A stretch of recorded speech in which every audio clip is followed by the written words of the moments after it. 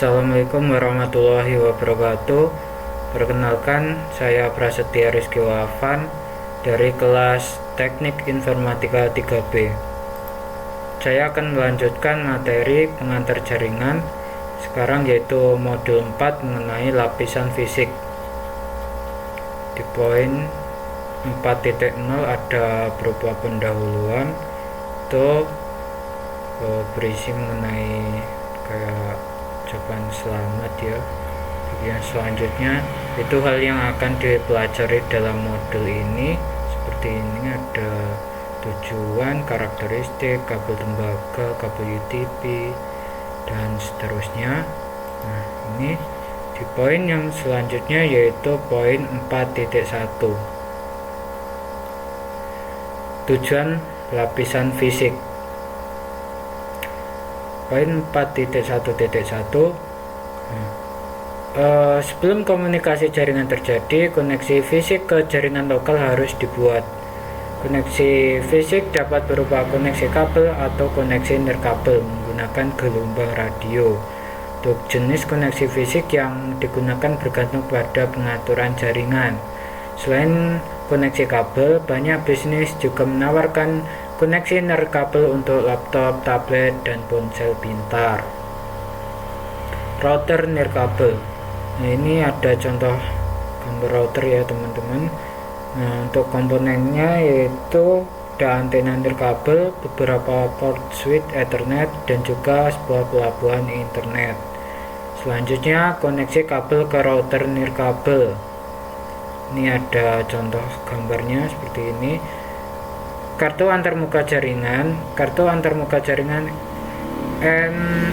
NIC menghubungkan perangkat ke jaringan. NIC Ethernet digunakan untuk koneksi kabel seperti ditunjukkan pada gambar.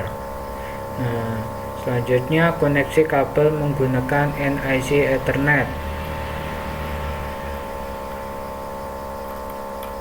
Sudah habis ya. Tidak semua koneksi fisik sama dalam hal tingkat kinerja saat menghubungkan ke jaringan. Selanjutnya poin 4.1.2, lapisan fisik. Lapisan fisik OSI menyediakan sarana untuk mengangkut bit yang membentuk bingkai lapisan tautan data melalui media jaringan. Nah, lapisan ini menerima bingkai lengkap dari lapisan tautan data dan mengodekannya sebagai serangkaian sinyal yang dikirimkan ke media lokal. Untuk contohnya seperti ini ya teman-teman, bisa dilihat ada topologinya juga. Ini bisa di play. Nah, seperti itu. Lanjut di poin 4.1.3, itu ada beberapa kuis, dilanjutkan saja. Di poin yang selanjutnya yaitu poin 4.2, karakteristik lapisan fisik. Di poin 4.2.1, standar lapisan fisik. Protokol dan operasi lapisan OSI atas dilakukan menggunakan perangkat lunak yang dirancang oleh insinyur perangkat lunak dan ilmuwan komputer. Layanan dan protokol dalam rangkaian TCP atau IP ditetapkan oleh Internet Engineering Task Force. Selanjutnya, lapisan fisik terdiri dari sirkuit elektronik, media, dan konektor yang dikembangkan oleh para insinyur. Ada banyak organisasi internasional dan nasional yang mengatur, dan perusahaan swasta yang terlibat dalam menetapkan, memelihara standar lapisan fisik, misalnya standar perangkat keras, media, pemodem, seperti Organisasi Internasional untuk Standarisasi, Asosiasi Industri Telekomunikasi, Persatuan Telekomunikasi Internasional, Institut Standar Nasional Amerika, Institut Insinyur Listrik dan Elektronik, Otoritas Regulasi Telekomunikasi Nasional termasuk Komisi Komunikasi Federal di Amerika Serikat, dan Institut Standar Telekomunikasi Eropa. Selain itu, seringkali terdapat kelompok standar pemasangan kabel regional seperti CSA, CENELEC, dan JSA atau JS yang mengembangkan spesifikasi lokal. contohnya seperti ini, bisa dilihat ya teman-teman. Oke, lanjut di poin 4.2.2 komponen fisik. Standar lapisan fisik bahas menjadi 3 area fungsional, yaitu ada komponen fisik, pengkodean, dan pemberian sinyal. Komponen fisik adalah perangkat keras elektronik, media, dan konektor lain yang mengirimkan sinyal yang mewakili bit.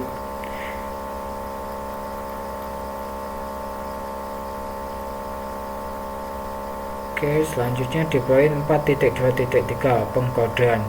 Pengkodean atau penyandian baris adalah metode untuk mengubah aliran bit data menjadi kode yang telah ditentukan sebelumnya.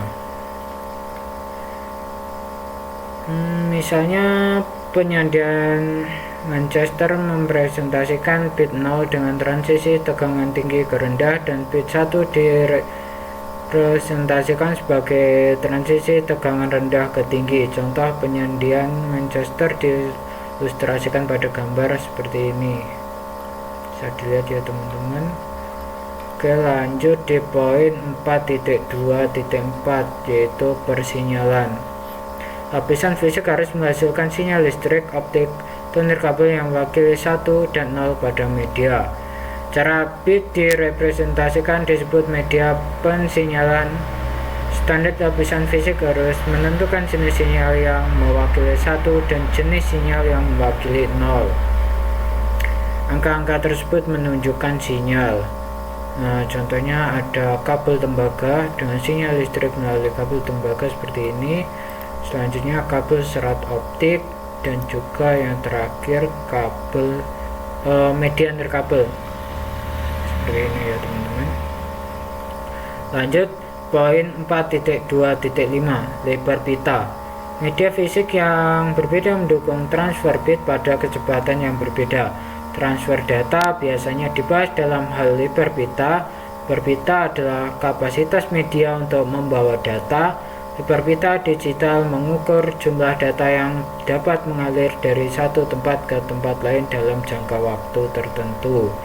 Kombinasi beberapa faktor menentukan lebar pita praktis suatu jaringan, seperti sifat media fisik, teknologi yang dipilih untuk memberikan sinyal, dan mendeteksi sinyal jaringan. Tabel ini adalah tabel ya teman-teman yang menunjukkan satuan ukuran yang umum digunakan untuk lebar pita. Seperti ini ada satuan bandwidth, singkatannya juga, dan juga persamaan derajatnya. Oke, lanjut poin 4.2.6 terminologi bandwidth. Istilah yang digunakan untuk mengukur kualitas bandwidth meliputi latensi, hasil produksi, dan juga bagus sekali latensi merujuk pada jumlah waktu, termasuk penundaan yang dibutuhkan data untuk berpindah dari satu titik ke titik lainnya. Sedangkan untuk hasil produksi merupakan ukuran transfer bit melintas media selama periode waktu tertentu. Selanjutnya ada goodbot, itu ada pengukuran ketiga untuk menilai transfer data yang dapat digunakan. Pengukuran ini dikenal sebagai goodbot, yaitu ukuran data yang digunakan yang ditransfer selama periode waktu tertentu. Nah, contohnya seperti ini. Di poin 4.2.7 ini ada beberapa contoh soal kuis ya teman-teman. Kita lanjut saja di poin 4.3 yaitu mengenai kabel tembaga.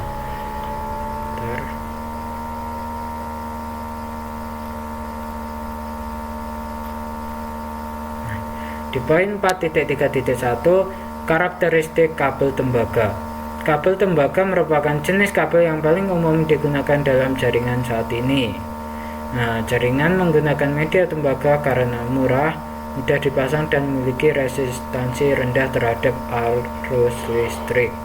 Nah, waktu dan nilai tegangan pulsa listrik juga rentan terhadap gangguan dari dua sumber, yaitu gangguan elektromagnetik atau gangguan frekuensi radio, gangguan crosstalk. Nah, gambar ini menunjukkan bagaimana transmisi data dapat terpengaruhi oleh interferensi.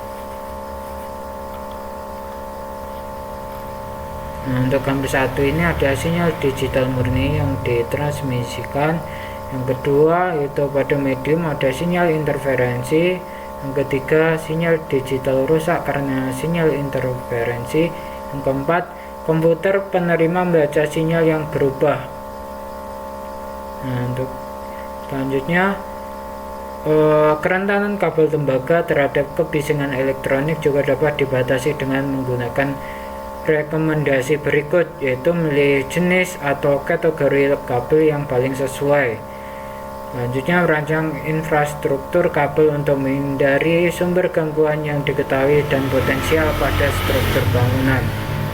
Yang ketiga, menggunakan teknik pemasangan kabel yang mencakup penanganan dan terminasi kabel yang tepat. Selanjutnya poin 4.3.2 yaitu jenis-jenis kabel tembaga. Ada 3 jenis yang umum digunakan, yaitu kabel UTP, STP, dan juga kabel koaksial.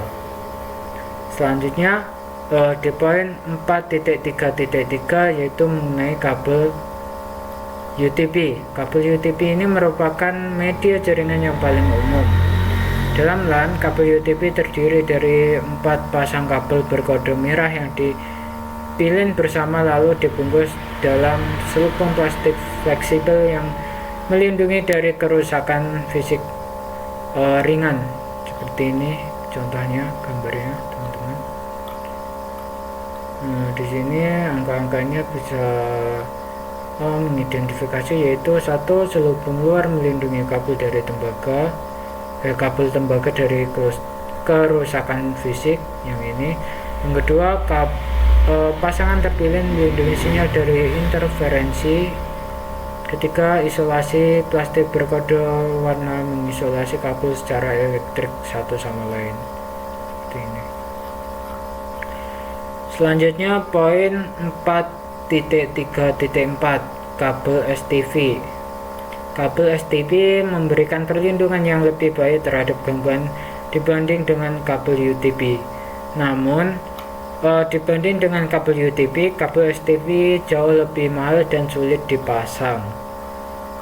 Nah, kabel STV ini menggunakan 4 pasang kawat ya teman-teman, yang setiap masing-masingnya itu dililitkan dalam pelindung foil seperti pada gambar di bawah ini. Bisa dilihat ini ada soket luar, yang kedua adalah perisai yang dikepang, yang ketiga adalah pelindung foil, yang keempat adalah pasangan terpilih. Selanjutnya poin 4.3.5 yaitu kabel koaksial. Nah, seperti yang ditunjukkan pada gambar, kabel koaksial terdiri dari yang berikut, yaitu konduktor tembaga yang digunakan untuk mengirimkan sinyal elektronik dan juga lapisan isolasi plastik fleksibel melindungi konduktor tembaga. Selanjutnya bahan isolasi dikelilingi oleh jalinan tembaga atau lapisan logam, itu fungsinya sebagai kabel kedua dalam rangkaian dan sebagai pelindung konduktor bagian dalam. Yang keempat, seluruh kabel ditutup dengan jaket kabel untuk mencegah kerusakan fisik ringan. Nah, meskipun kabel UTP pada dasarnya telah menggantikan kabel koaksial dalam instalasi internet modern, desain kabel koaksial digunakan dalam situasi berikut, yaitu instalasi nirkabel dan juga instalasi internet kabel. Contohnya pada gambar ini ya teman-teman. Untuk contoh kabel koaksial ini biasanya juga sering kita temukan pada perangkat receiver. Nah, untuk yang nomor 1 itu tadi ini jaket luar, yang kedua pelindung tembaga, ketiga isolasi plastik, yang keempat tembaga.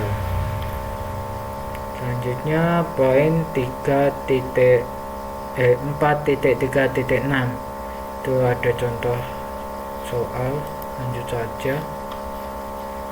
Di poin 4.4 yaitu mengenai kabel UTP. Bentar, masih. Nah, di poin 4.4.1 itu mengenai sifat-sifat kabel UTP. Nah, kabel UTP tidak menggunakan pelindung untuk menangkal efek MI dan RFI. Sebagai gantinya, perancang kabel telah menemukan cara lain, yaitu untuk membatasi efek negatif crosstalk, yaitu mengenai pembatalan. Yang kedua, memvariasikan jumlah lilitan per pasang kabel. Nah, untuk contoh kabel UTP seperti ini ya teman-teman, bisa dilihat ini lilitannya juga ada 1, 2, 3, 4, 5, 6, 7, 8 warna. Nah, yang selanjutnya poin 4.4.2 yaitu standar dan konektor kabel UTP. Pengkabelan UTP memenuhi standar yang ditetapkan bersama oleh TIA atau EIA. Secara khusus menetapkan standar pengkabelan komersial untuk instalasi LAN dan merupakan standar yang paling umum digunakan. Nah, beberapa elemen yang ditetapkan adalah sebagai berikut, yaitu jenis kabel, panjang kabel, konektor, terminasi kabel, dan juga metode pengujian kabel. Nah, untuk karakteristiknya, kabel tembaga ditetapkan oleh Institute of Electrical and Electronic Engineers. Nah, kabel ditempatkan ke dalam kategori berdasarkan kemampuan untuk membawa kecepatan pita lebar yang lebih tinggi.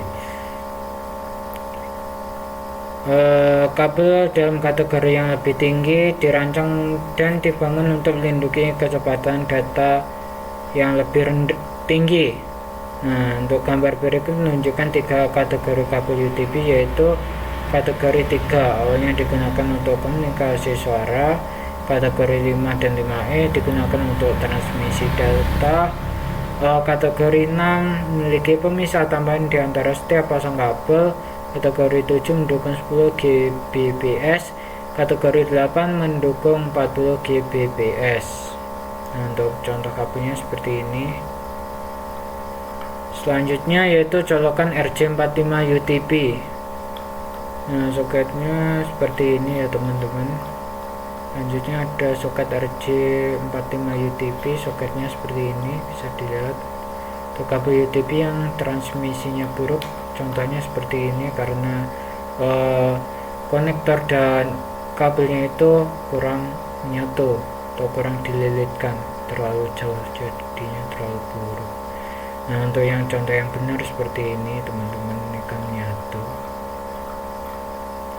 Nah, di poin 4.4.3 kabel UTP strike, drop, dan crossover. Nah, berikut adalah jenis kabel utama yang diperoleh dengan menggunakan konvensi pengkabelan tertentu, yaitu Ethernet strike drop dan juga Ethernet crossover. Nah, penggunaan crossover dan strike drop yang salah satu di antara perangkat mungkin tidak merusak perangkat, tapi konektivitas dan komunikasi antara perangkat tidak akan terjadi. Selanjutnya standar T568A dan T568B, contohnya seperti ini, bisa dilihat untuk urutannya agak berbeda ya. Untuk yang A seperti ini, yang B seperti ini. Nah, untuk jenis dan standar kabel bisa dilihat pada tabel ini ya teman-teman.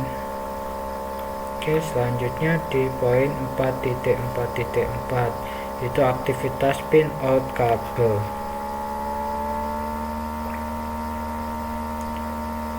Nah, untuk kegiatan ini aplikasi pin. Ini adalah contoh ya teman-teman, kayak soal gitu.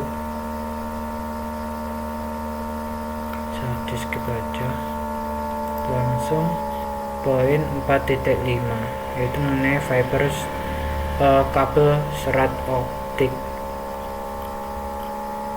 Di poin 4.5.1 yaitu properti kabel serat optik. Nah, kabel serat optik adalah jenis kabel lain yang digunakan dalam jaringan. Karena mahal, kabel ini tidak umum digunakan pada berbagai jenis kabel tembaga. Kabel serat optik mentransmisikan data melalui jarak yang lebih jauh dan pada bandwidth yang lebih tinggi. Serat optik adalah untaian kaca murni yang fleksibel tapi sangat tipis dan transparan. Sebagai analogi, perhatikan gulungan tisu kosong dengan bagian dalam yang dilapisi seperti cermin. Nah, untuk contohnya penggunaannya seperti ini. Selanjutnya poin 4.5.2 yaitu jenis media serat. Ada serat model tunggal SMF dan juga serat multimode MMF. Nah, untuk serat mode tunggal itu memiliki inti yang sangat kecil dan menggunakan teknologi laser yang mahal. Untuk serat multimode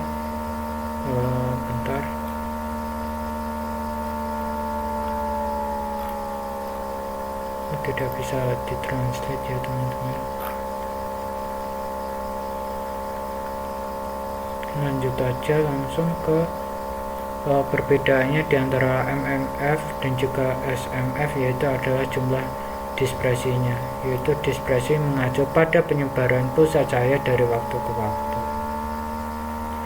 Poin selanjutnya yaitu poin 4.5.3 yaitu penggunaan kabel serat optik. Untuk penggunaannya biasanya digunakan pada jaringan perusahaan, fiber to the home atau FTTH, dan juga jaringan jarak jauh serta jaringan kabel bawah laut. Selanjutnya poin 4.5.4 yaitu konektor serat optik. Konektor serat optik digunakan untuk mengakhiri ujung serat optik. Nah, untuk jenis konektor serat optik bisa dilihat pada gambar ini ya teman-teman. Untuk konektor ujung lurus seperti ini, untuk konektor pelanggan nggak ada gambarnya. Untuk konektor simplex atau LC seperti ini. Sedangkan untuk konektor multimode duplex nggak ada contoh gambarnya. Oke, lanjut di poin 4.5.5 kabel patch serat optik. Kabel patch fiber diperlukan untuk menghubungkan perangkat infrastruktur. Penggunaan warna yang membedakan antara kabel patch mode tunggal dan multimode. Nah, untuk kabel serat patch serat bisa dilihat pada gambar ini. Nah, gambarnya seperti ini ya teman-teman, ada 4 jenis.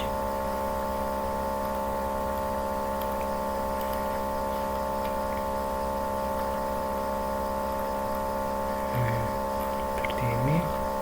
Selanjutnya di poin 4.5.6 yaitu serat versus tembaga. Nah, ada banyak keuntungan menggunakan kabel serat optik dibandingkan tembaga. Karena serat optik tidak mengantarkan listrik dan memiliki kehilangan sinyal yang rendah, kabel ini sangat cocok untuk penggunaan. Untuk perbandingan kabel UTP dan fiber optik seperti ini ya teman-teman, sangat berbeda. Nah, untuk yang poin 4.5.7 ini adalah contoh soal. Skip saja, langsung di poin selanjutnya yaitu poin 4.6 media nirkabel. Bentar, masih nunggu.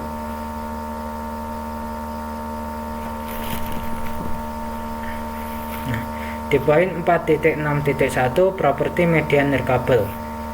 Nah, untuk media nirkabel ini membawa sinyal elektromagnetik yang mewakili digit biner komunikasi data menggunakan frekuensi radio atau gelombang mikro.